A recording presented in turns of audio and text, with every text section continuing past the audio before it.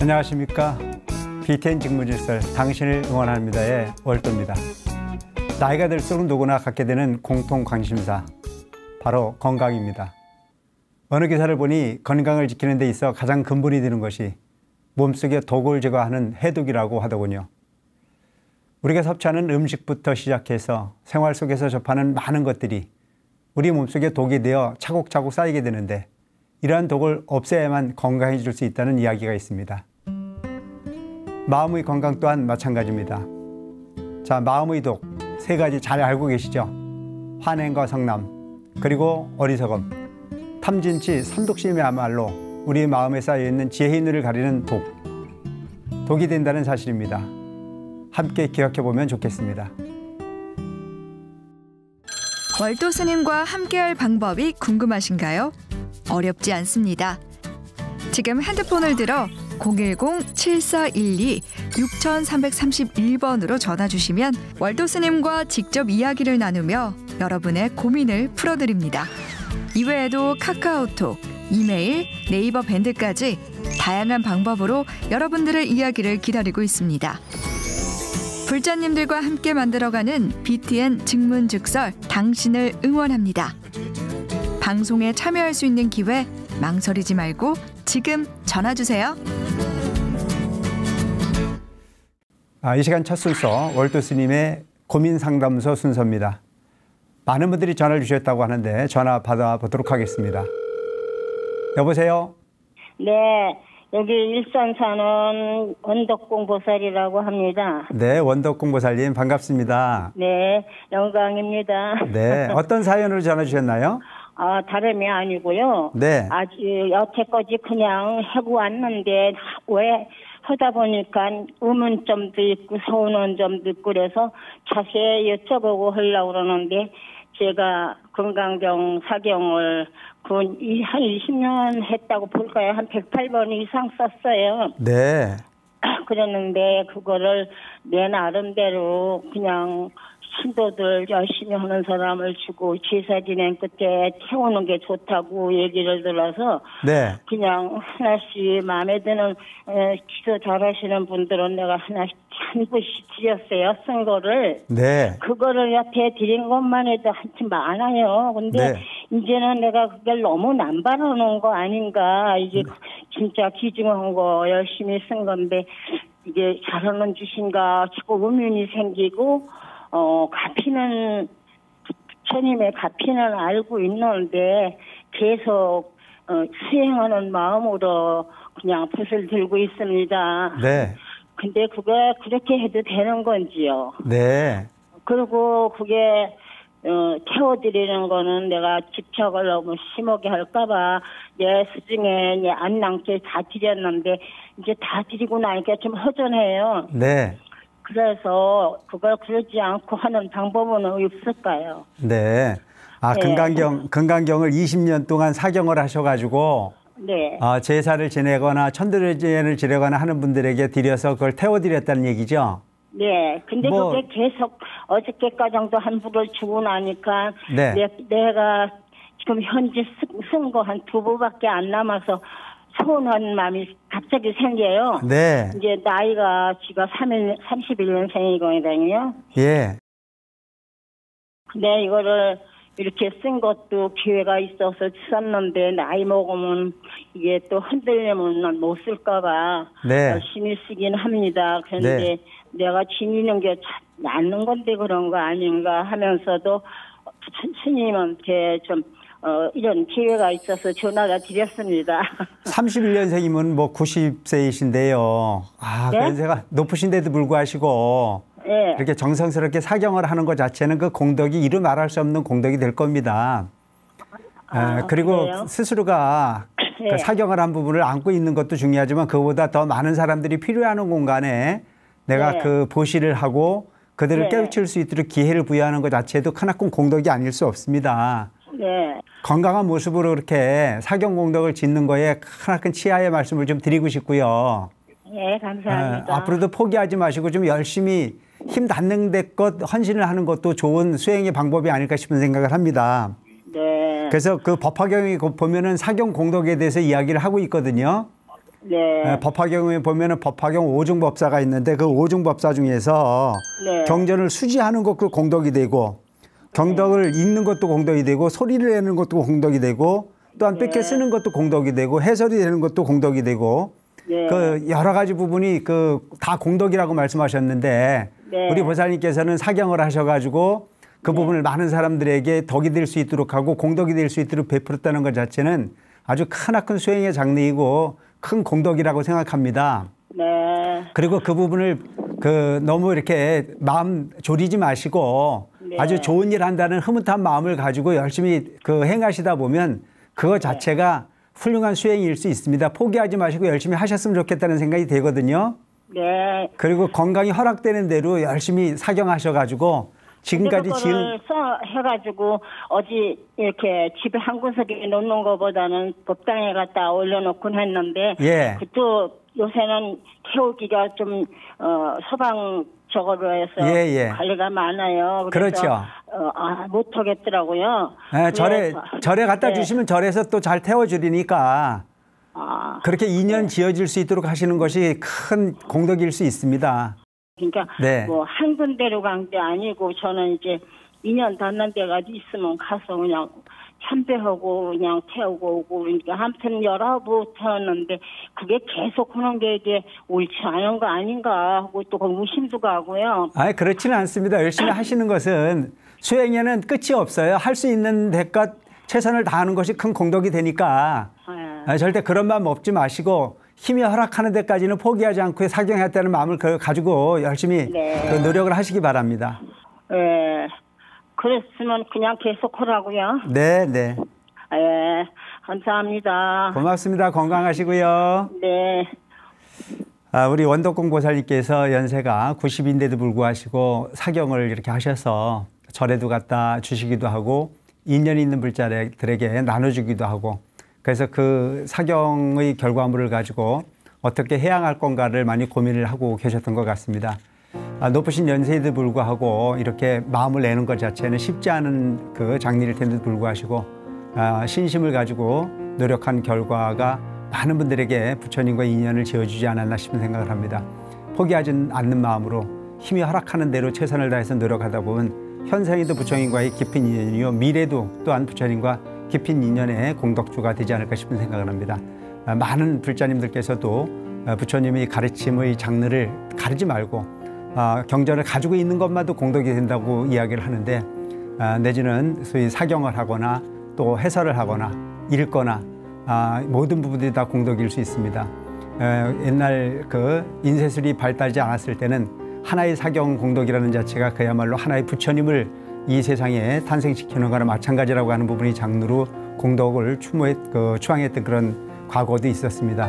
우리가 수행의 장르에 있어서는 부처님 말씀을 따르고 실천하는 부분에 있어서는 그 장르를 가리지 않고 모든 부분이 공덕일 수 있으니 포기하지 않는 신심으로서 열심히 정진할 수 있는 불자들이 되었으면 좋겠다는 그런 생각을 합니다.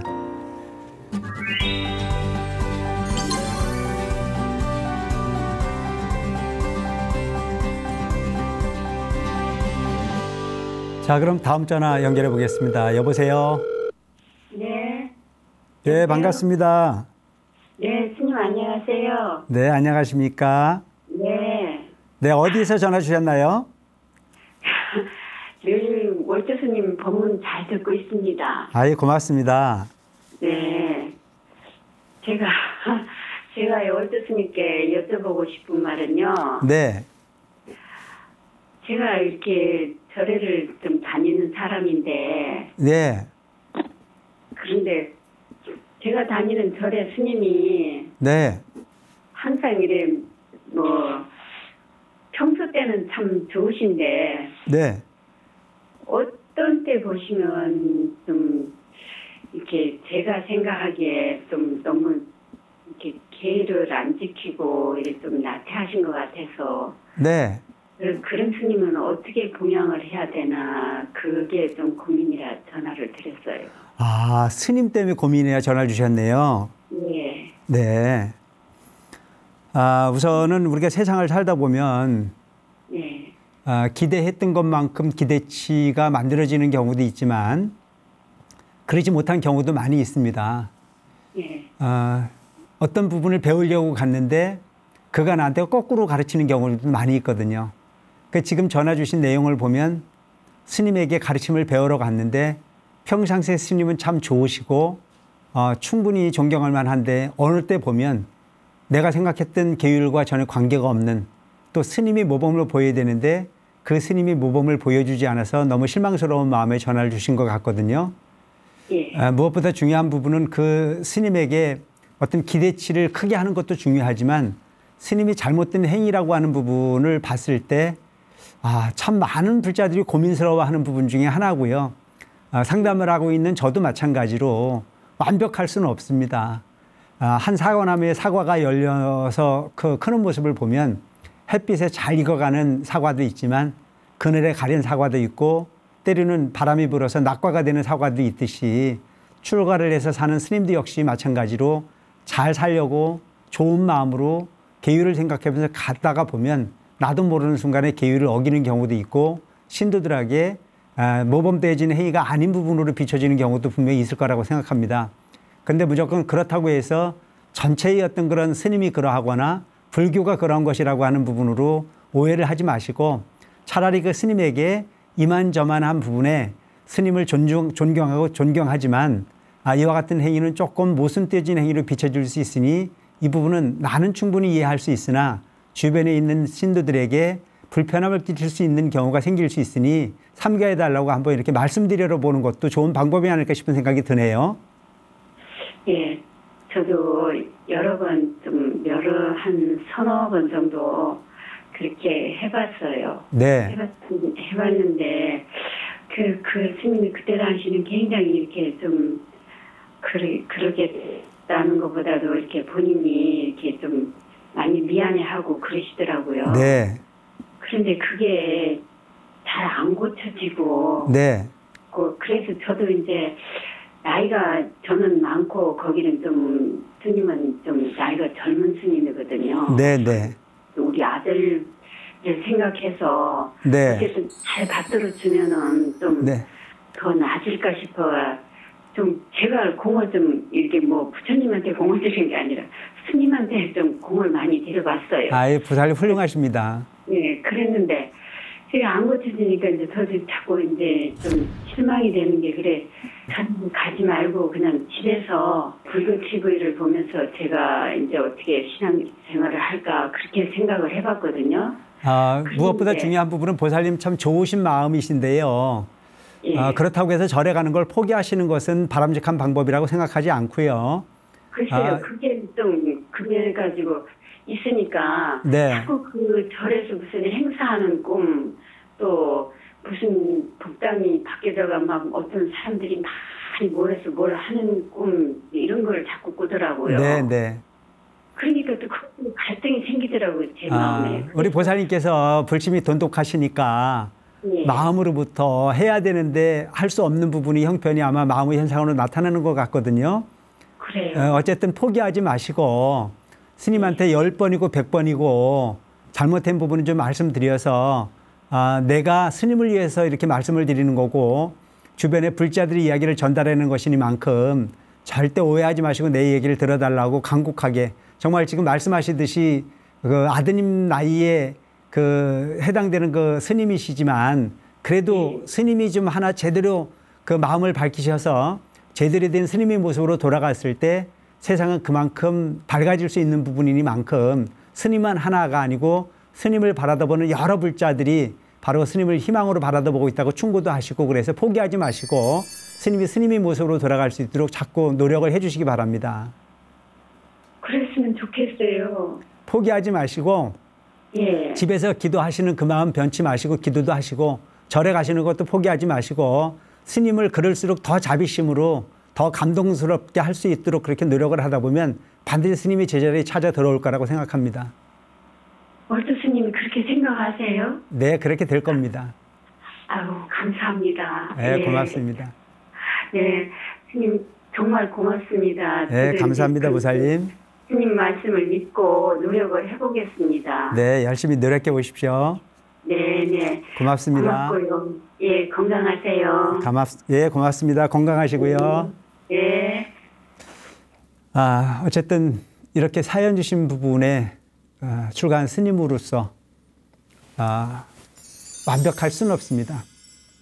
최선을 다해서 노력하는 것뿐입니다. 가다 보면 실수도 있고 가다 보면 어려운 경우도 있습니다. 하지만 시작하지 않은 것보다 가면서 시행착오를 일으켜도 포기하지 않고 가다 보면 분명히 좋은 곳에 도달할 수 있을 거라고 생각을 합니다. 불자님들이 이렇게 고민해 주시고 불자님들이 불법을 이렇게 애호하시다 보면 분명 계율과 멀어졌던 스님들도 제자리에 돌아올 수 있는 날이 있을 거라고 생각합니다. 무쪼록 그 힘과 용기를 가지시고 우리가 부처님 믿는 마음, 어느 개인의 인격의 그 문제를 통해서 전체의 불교가 그런 것인 양 잘못 오해하는 경우가 생기지 않았으면 좋겠다는 생각이 듭니다.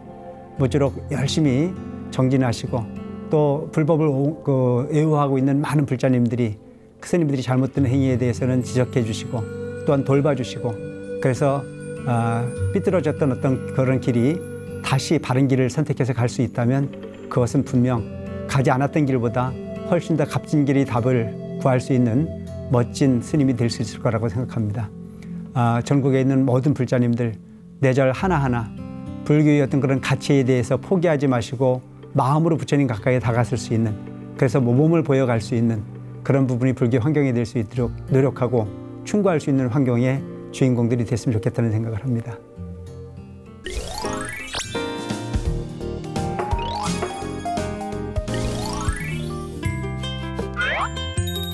(0788님) 반갑습니다. 월도 스님께 고민이나 질문이 있으신가요? 반갑습니다. 저희 집은 오빠가 목사이고 언니는 권사입니다. 네, 형제분들이 종교가 다르시군요. 그래서 친정부모님 제사를 못 지내고 있습니다. 설날과 추석, 백중에는 제가 절에 가서 차례를 올립니다. 그런데 제사가 제 마음을 늘 불편하게 해요. 네, 명절이나 백종은 절에서 모시는데 부모님 제사를 못 모시고 있으시군요. 그렇습니다. 부모님 제사를 어떻게 하면 좋을지요? 제가 제사를 지내야 되는지 궁금합니다. 네, 궁금증. 월도 스님 초대해서 말씀 들어보겠습니다.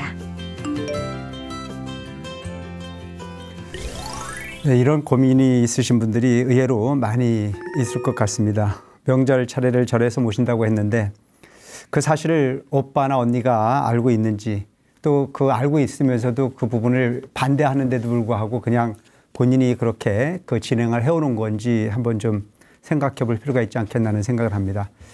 언니 오빠의 어떤 그런 종교적 신념이라고 하는 것 때문에 본인이 조상님에게 제사를 지내야 되는 부분을 고민한다. 글쎄요, 그게 온 가족이 함께 모여서 함께 제사를 지내는 것 자체가 뭐 당연한 자식들 도리겠지만 종교라고 하는 부분의 장르에 따라서 각자가 가지고 있는 신념이 다르기 때문에 한쪽은 제사를 지내는 거에 동의하고 한쪽은 제사를 지내는 거에 동의하지 않는다면, 동의하는 사람의 입장에서 그 제사를 지낸다면 별 무리가 없을 거라고 하는 쪽은 생각을 합니다.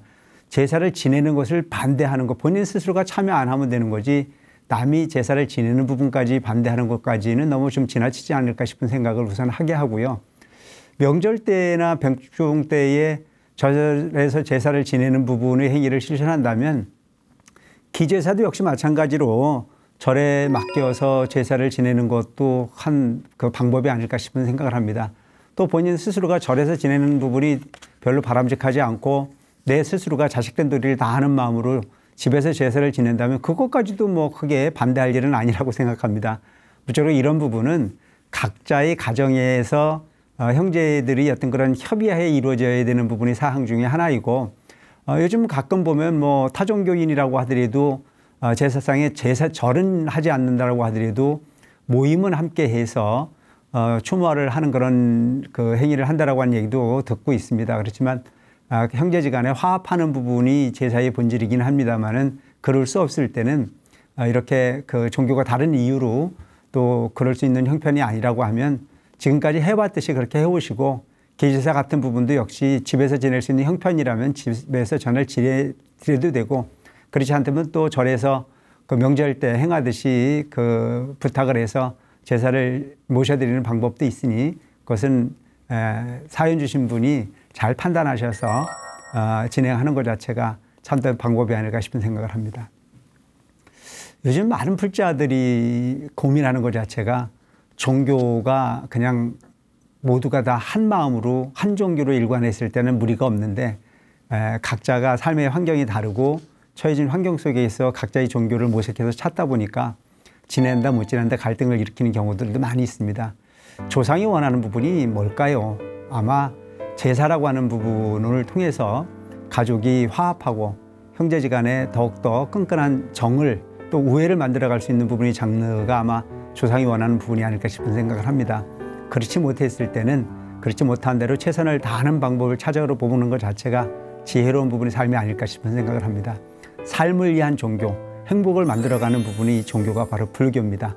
화합을 떠나서 존재할 수 없는 것이 부처님 가르침이니만큼 항상 화합을 중심으로 화합하지 못했을 때는 그 아닌 부분이 방향으로 따라가기보다는 나래도 실천할 수 있는 부분이 방법을 통해서 실천하는 것 자체가 불자들의 꼿꼿한 도리가 아닐까 싶은 생각을 합니다. 각자 깊이 있는 부분이 신신 변하지 않고 실천해낼 수 있는 삶을 살아가셨으면 좋겠다는 생각을 합니다.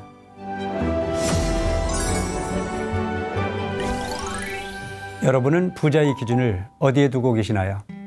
나는 부자라고 자신 있게 말할 수 있는 것은 결코 많이 가져서가 아닙니다. 지금 가지고 있는 것에 만족해서지요. 조금만 더라고 욕심을 키울수록 내 인생은 욕심으로 덮어지고 부자의 꿈은 멀어집니다. 지금 만족하지 못하고 더 많이 가지려고 할수록 여러분은 행복의 길과는 멀어질 수밖에 없을 것입니다.